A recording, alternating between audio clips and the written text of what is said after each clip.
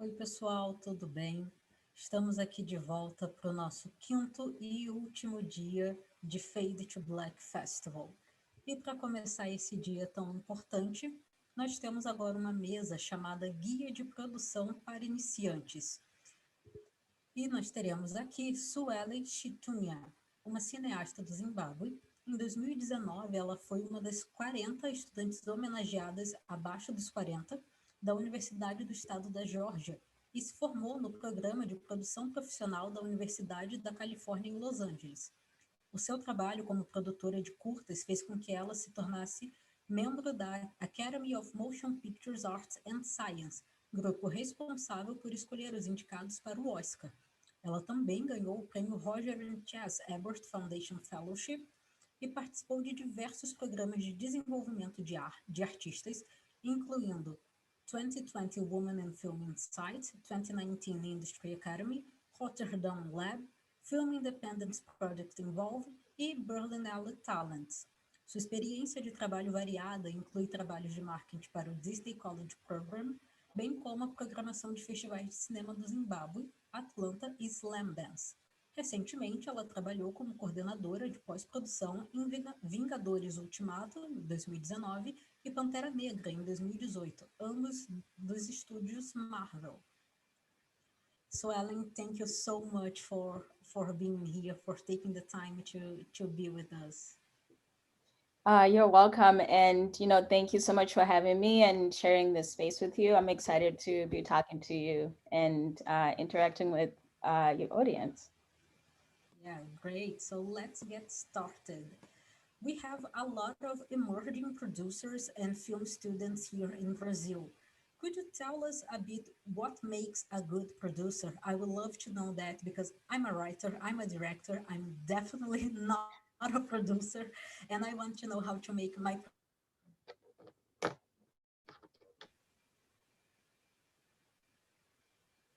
Oh, I'm sorry, my computer froze. My apologies. That's a question that, I'm still looking for the answer for, but really the essence of it is a good producer is somebody who is the basics of it. You have to be organized for sure, but like you also have to be a people person because you're dealing with so many different people and so many different personalities. So you also have to be grounded as a person in how you interact with people. And for me, when I'm working, I always am very intentional in how I'm approaching the subject matter that we're working on or the people that we're working with. And I always try to come from a place of like respect, compassion, and understanding, so that and understanding that we're all working towards the same goal, which is to make the best possible picture that we can make. But really the basis of it is just being, organized, hardworking, and a good person that can manage different personalities.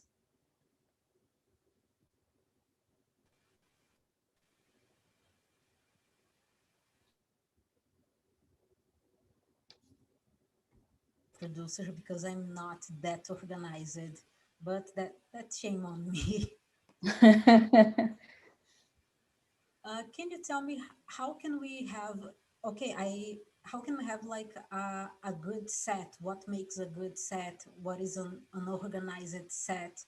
Because things tend to get a bit out of control sometimes, and it's not all the cases, but sometimes things get out of control on set. What can we make in advance to ensure that the set will go on the best way possible? So one of the most important things is for sure to never skip the pre-production meetings, because that can sort of set the tone of how things run during production.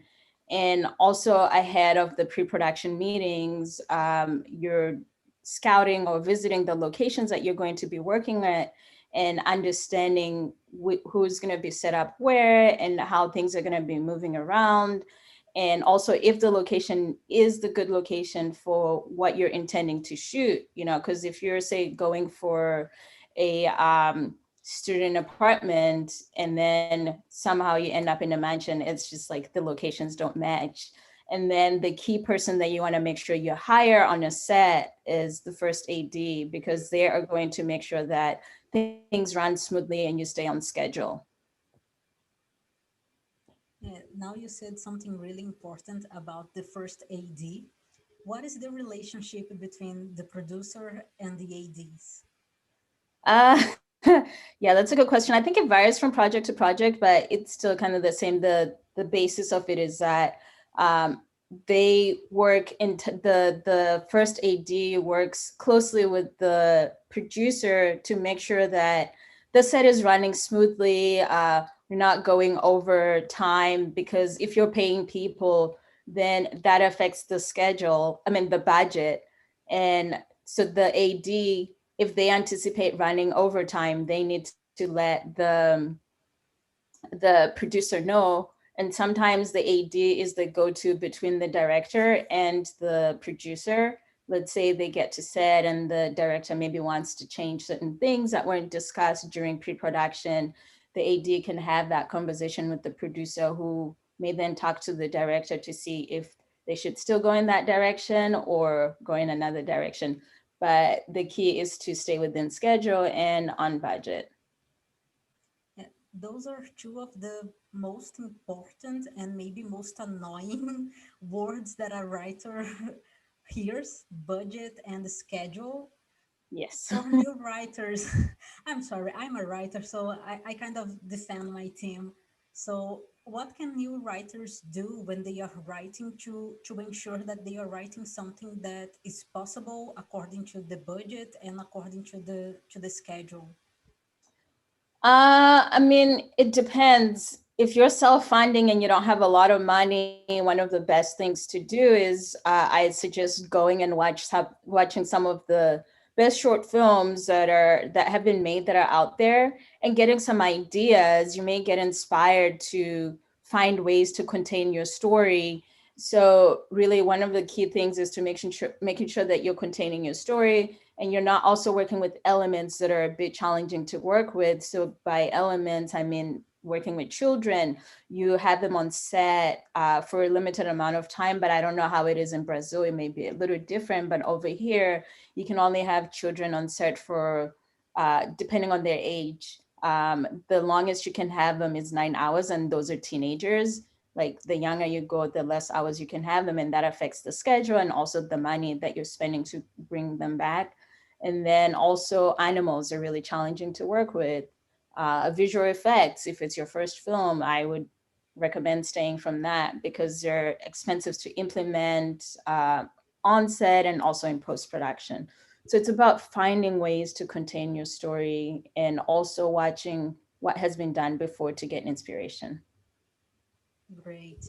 I've watched two shorts you produced in our class at Sundance, Get the Live and Hook Up 2.0, 2.0, and they are very different from each other. How do you choose which movies you produce? So yeah, I get that question a lot. I don't have a specific genre or story that I lean towards, because growing up, I was exposed to different kinds of films, and I'm sort of the same way too with the kind of work that I'm producing. But more than anything, I'm attracted to stories that move the needle in some way, that have something to say about the world that we live in, and that also projects characters that we don't often see on screen. So, for example, with Get the Life, that one was about a teenage transgender who finds out he's pregnant and the choices he has to make in order to live courageously. I'm not from that world, and I was just really intrigued and wanting to learn more about that space. And I worked with a writer, and we worked with people from that community to make sure that we were telling the story as authentic as possible. And then with Hookup 2.0, that one was kind of like a fun one. But really the core of that one is just dating in this new technology world where there's so many nuances that you have to go through now. You can't just make connections with people like we used to back in the day. And I thought that was interesting to comment on where we are in society. Yeah, I absolutely love both films. Uh, Thank you. I I think Get the Life is available on YouTube, right? Yes, it is. It is. And it's also on Vimeo. Oh, great. I'm happy And to is send it to you to share with anybody who may want to see it. yes, please. I already shared a lot to everyone that I know because I think the film is really sensitive. It has a lot of respect for the characters, especially talking about the transgender community. So I absolutely love it. So I told everybody to watch it. But I'm also telling people to watch Hookup 2.0, but I don't know if it's available yet.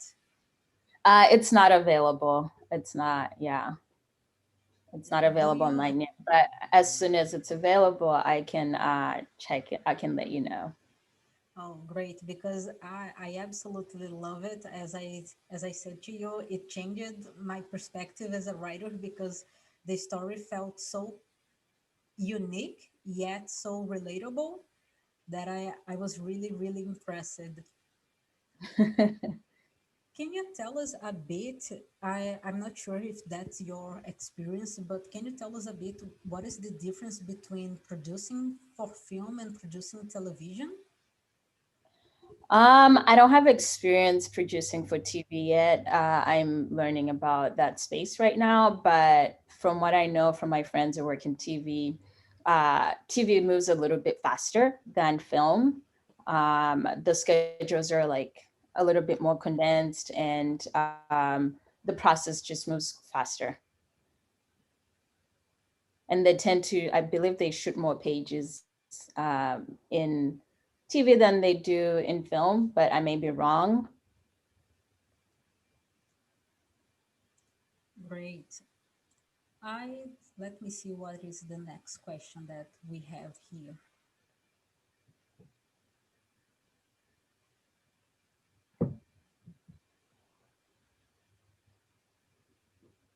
How does one get into the industry being a first time producer?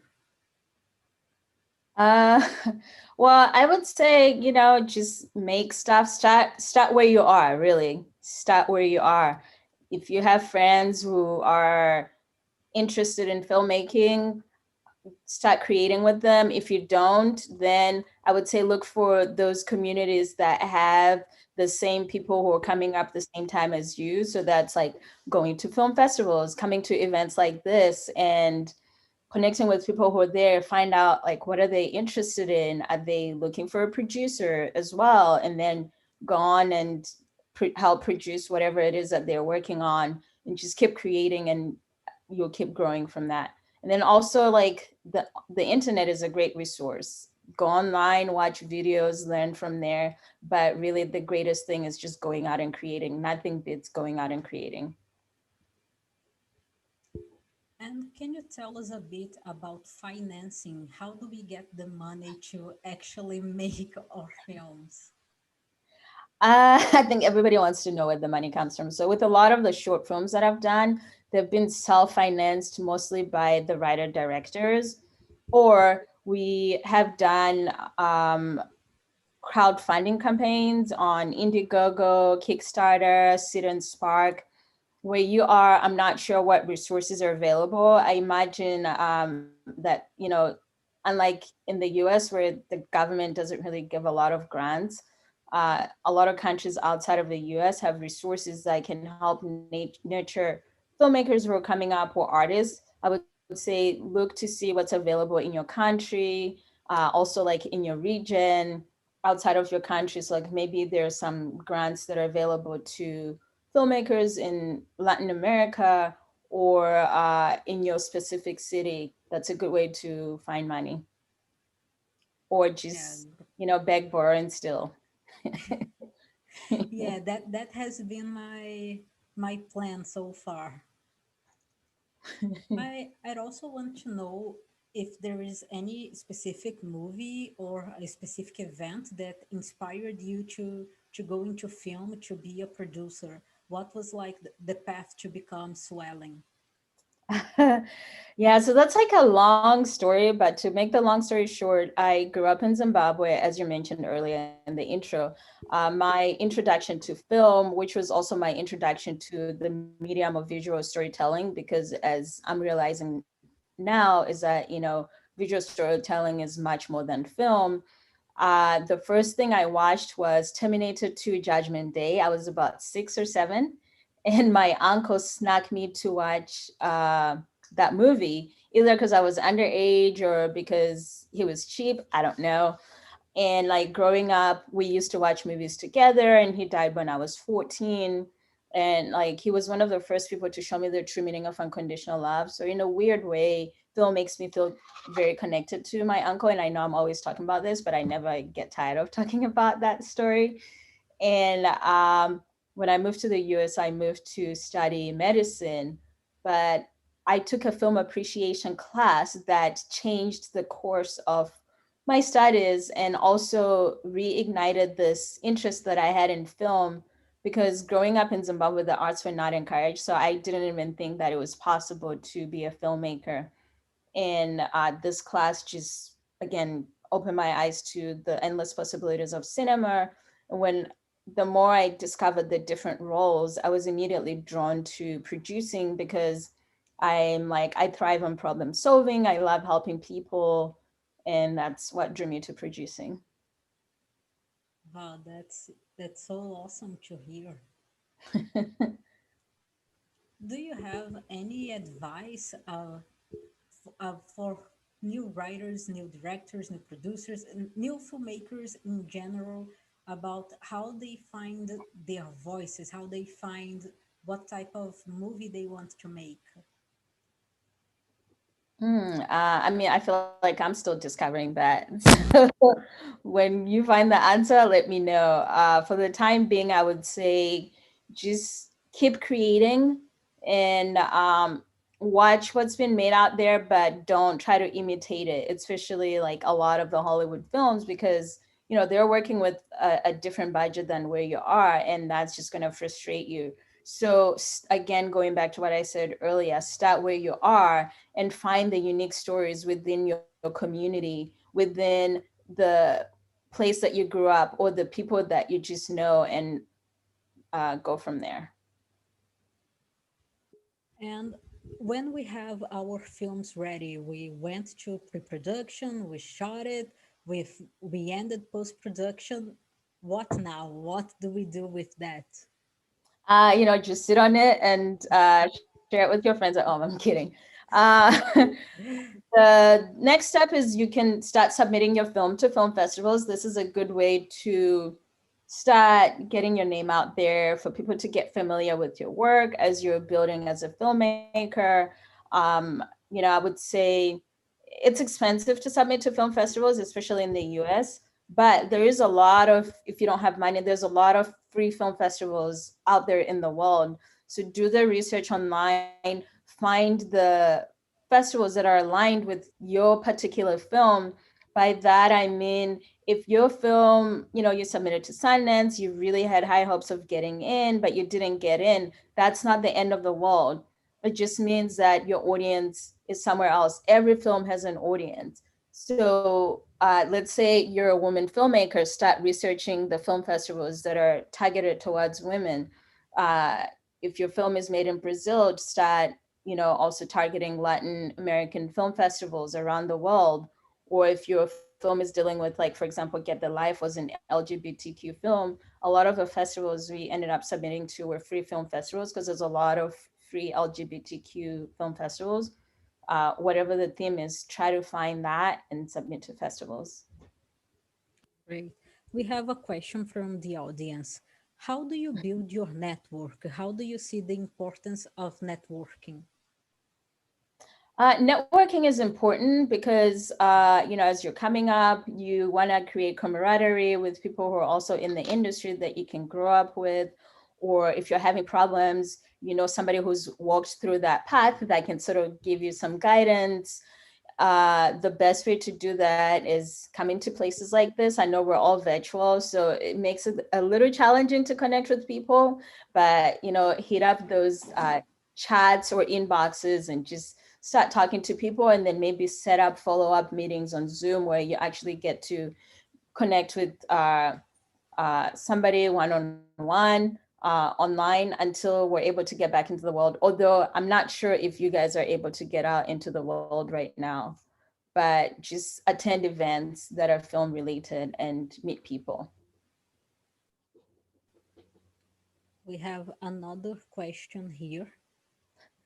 I have made a short film and I was thinking about making the feature version of that film. Is that an intelligent path to take?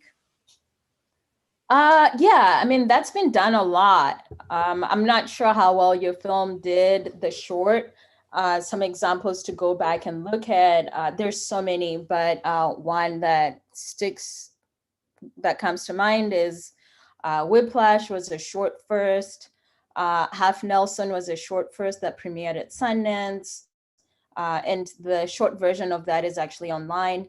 A lot of the Sundance films too, sometimes they were shorts that were turned into features. So that's not, I encourage it because the short gives you some time to play with the concept that you want to explore, and then see how it's received, and then go big with the feature.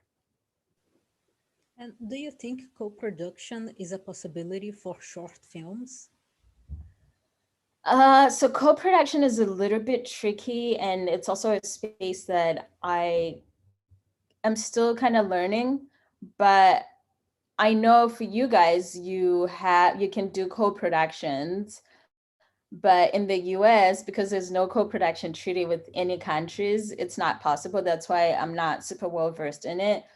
But I would say look at the countries that you guys have co-production treaties with, and then try to find people who've made films through a co-production, be it a feature or a short, and see what advice they have. I don't think the door is completely closed off on shorts. It's just about how interesting is the subject, and then is there a gateway to maybe creating a feature version of that, because that could be attractive to potential co-producing partners. I hope that makes sense. Yeah, it made sense. We have another question from the audience. On internalization, what tips would you have for Brazilian producers? On what? I'm sorry? Internalizational, like being building a network internationally. Oh, building a network internationally. Okay.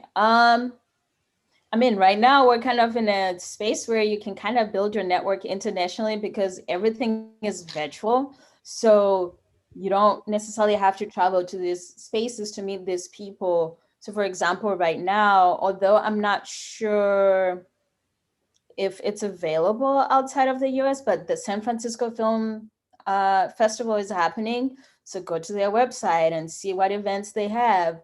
The Atlanta Film Festival is coming up. The Florida Film Festival is coming up. Some of these, like, they have events that are outside, they're available outside of their countries.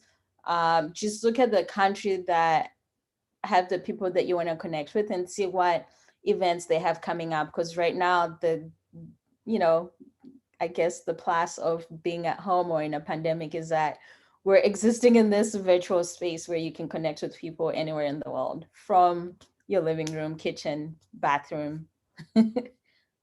Yeah, I think that's one of the few positive sides of the pandemic. Mhm. We have another question here.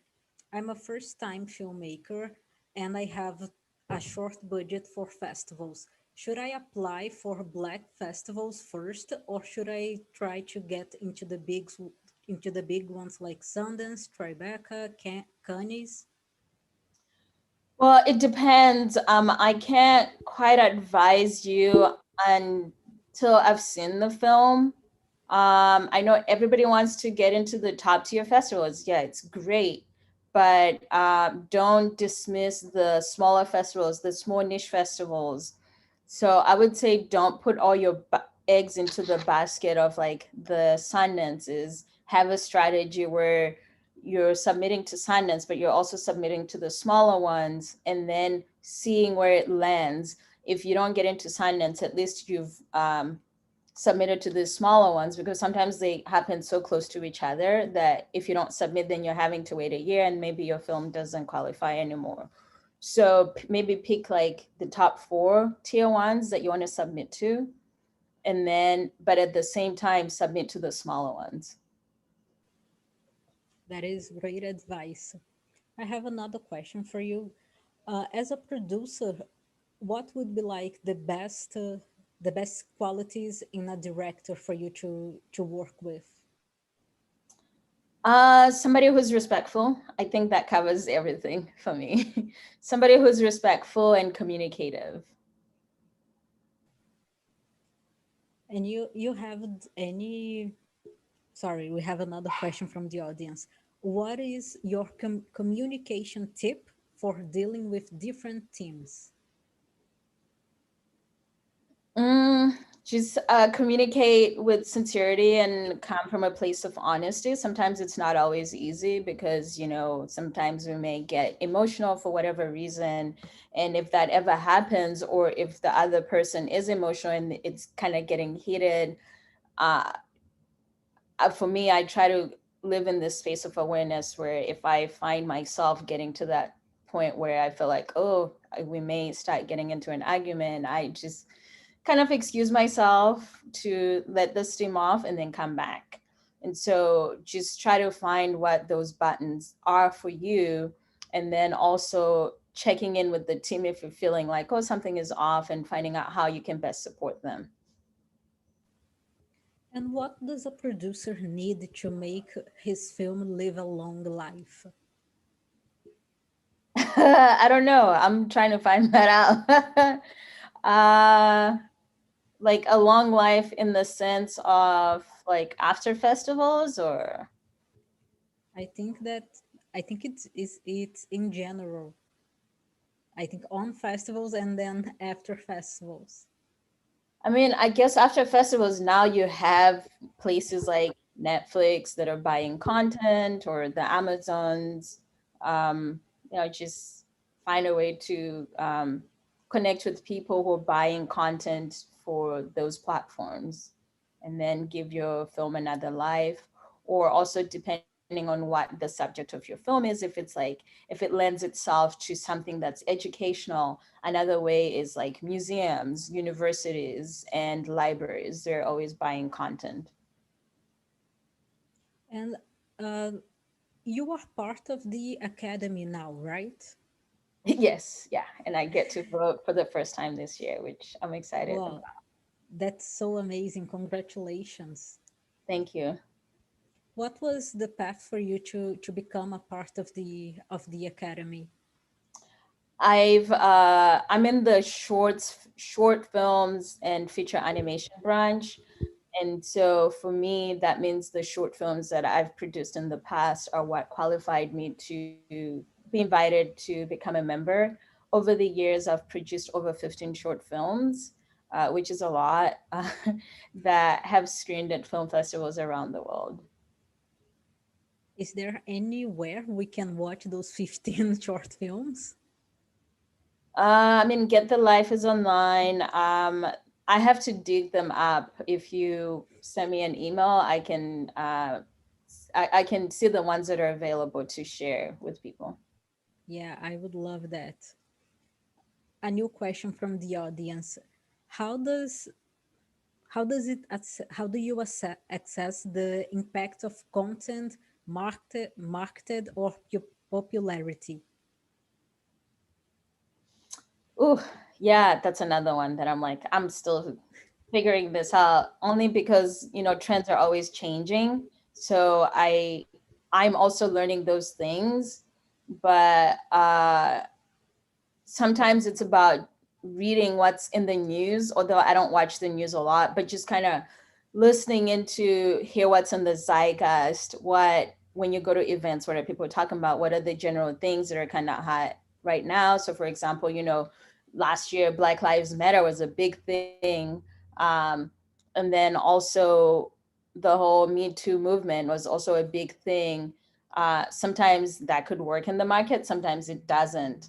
And sometimes the market will respond for a short period of time, sometimes it lasts longer. It's really hard to predict. And one of the advices that I got was like to never try and create something to adapt to the market. I know it's like oxymoronic to say, but if you keep trying to create stuff to fit something that's going to change, it can be frustrating. Yeah, I know that feeling. We Yeah. have another question. What sorry, I'm a first year film student, and I would like to know the difference between a producer and an executive producer. Oh, okay. An executive producer for the most part, in film, because it's different in TV. In film, a lot of the times the executive producer brings in money or resources that are used to make the film, whereas the producer is a little bit more involved. They're working with the director, figuring out the hiring of the crew, the casting. They're like the day-to-day person, whereas the EP are the money person. So like the EP are like the grandfather who comes with treats, and then the producer is the dad that's there all the time. Yeah, I know that feeling. Do you have any advice for people who are starting to go into producing? And what was the best advice that you've gotten over the years? Oh, wow. Try to remember. Um, my advice for people, which really has nothing to do with the process of filmmaking or producing, is that to always be compassionate, empathetic, forgiving, kind, and loving towards others, and also towards yourself. And I try to live by those guiding principles, and it kind of spills into the work that I do. That's my advice. And also, don't go into this for money, go into it for the love of it, because if you're going into it for the money, when you don't make that money, it can be frustrating. The best advice I got was don't take yourself too seriously. Have fun. We're not saving lives. Yeah. Do you have any rituals before going into set? My rituals. I always check in with the director right before the first day of production, make sure that they're good, and just get them really pumped up for this next phase of the film. And then also, like, I have a hat that I used to wear to set all the time, but I think I've outgrown it now. So now I'm trying to find a new ritual. But that hat was my ritual. It says "trust me" on here, but I think it's time to graduate from that to something else as I Oh, start moving into feature films. that must be the coolest hat ever. Thank you. Thank you. Do you have any comfort films, like a film that you watch and you feel like the film is actually hugging you? Yeah, I mean yeah, I mean I feel like I have several. Um, hmm.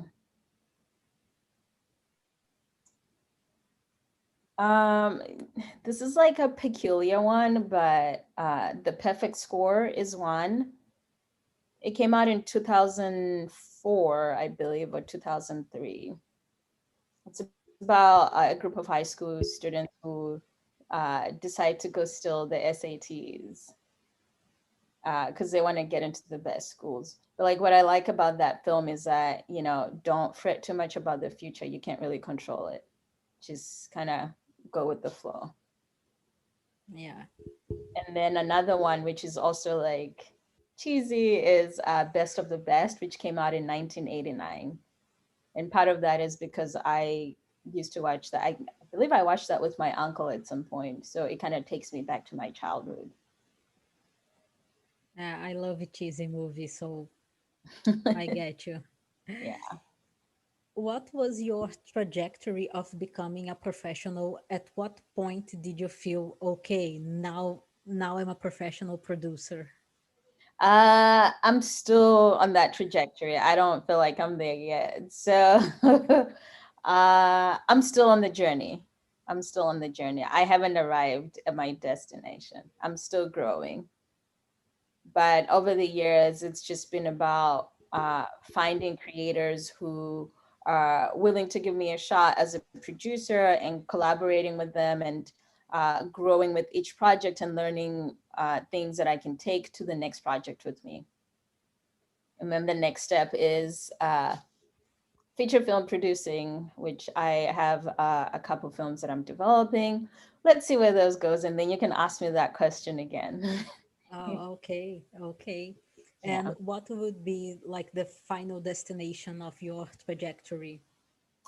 There's no final destination. I think I'm always going to be on this journey. I just want to keep telling stories. I want to tell good stories. Um, yeah, I will always be on this journey. I may take stops. So those stops are being a producer. So the next stop is feature film producing. And then I'll jump back on the train to the journey of nowhere. uh, yeah, because it just like encourages me to keep pushing forward. Yeah, yeah. A producer does not work alone. How do you choose your team? Do you have any criterias or requirements that you prioritizing when you're choosing people to work with you? I mean, when I'm working with a director, I make it a collaborative process where we are picking the key department heads together. And so sometimes directors will come and they only want to work with women. So I, work around those parameters, but work closely with them to recommend people that will fill those roles. And then also with the department heads, I kind of trust that they are going to pick the people that they feel comfortable working under them. But if I have a recommendation that I think would be great, I will put them in front of them for consideration. But more than anything, I try to, if it's like all up to me, I try to diversify the crew, not diversity in the sense of like how we've sort of come to know the word right now, but in the sense of like experience, gender, race, because we don't live in a world that's monolith where it's just one group of people. I like to work in an environment where it's inclusive of people from different backgrounds because that's how we all learn and grow. Yeah, yeah, I totally agree. Mhm. Did you have any mentors when you were starting out? And if so, how did you find them? I One of my first mentors was through when I was in Atlanta, Women in Film. They had a mentorship program that I applied to and I got in, and then they pay you up with a mentor. So if you're looking for a mentor, again look at the organizations that are available in your city or in your region and find out what events they have geared towards students. Also, when I was a student, the college I went to, one of the professors, I let him know what I was interested in when I was transitioning from pre-med to film.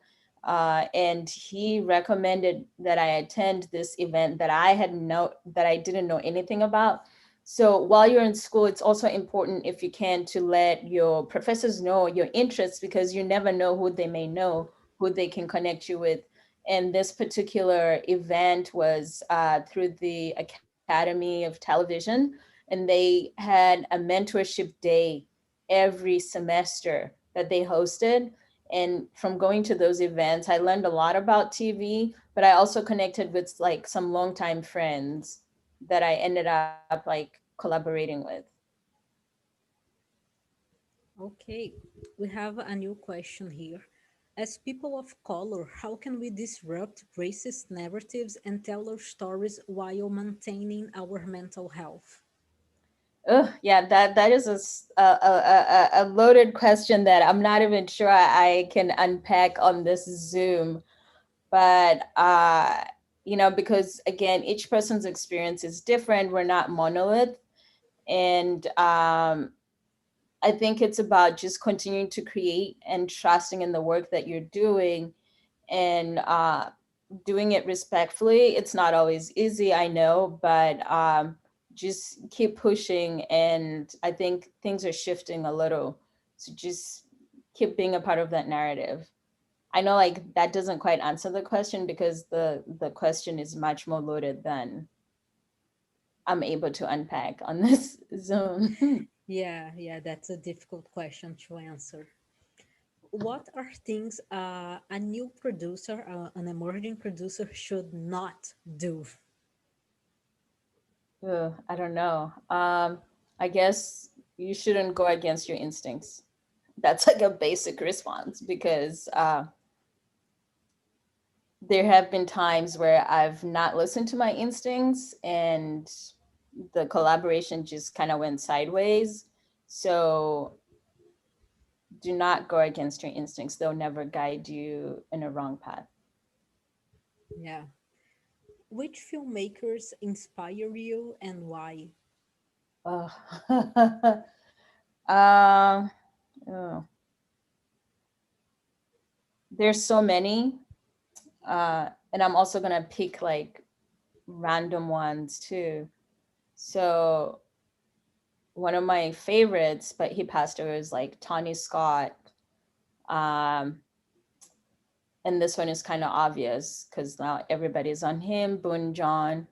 Um, Also Fernando Mieles from you guys, and I'm not just saying this because I'm talking to you, but no, I really love his work. The Constant Gardener is one of my favorite films.